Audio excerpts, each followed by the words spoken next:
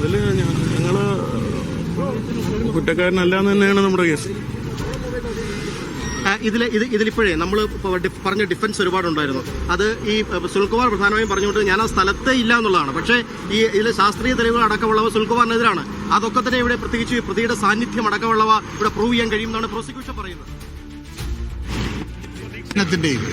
പൂർണ്ണമായ പിന്തുണ ഈ കേസിൽ പ്രോസിക്യൂഷൻ നടത്തുന്നതിനുണ്ടായിട്ടുണ്ട്.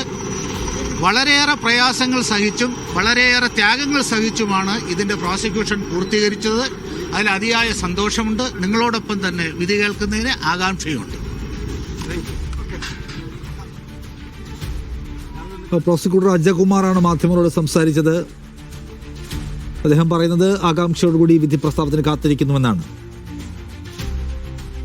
പ്രതിഭാഗം അഭിഭാഷകൻ ഇപ്പോൾ പൾസർ സുനിയുടെ അഭിഭാഷകൻ സംസാരിക്കുന്നത് കണ്ടു. കുറ്റക്കാരനല്ല എന്നാണ് ഞങ്ങളുടെ വാദം എന്നാണ്. അതിലെ വിധി കാത്തിരിക്കുന്നു അവരുമെന്നാണ്. എന്തായാലും ഈ കേസിൽ ശിക്ഷാവിധി പുറത്തു വരുന്ന ഘട്ടത്തിൽ ദിലീപിനെതിരെ ഒരു ശിക്ഷാവിധി ഉണ്ടാകുമോ എന്നാണ് എല്ലാവരും ഉറ്റുനോക്കുന്നത്. ഈ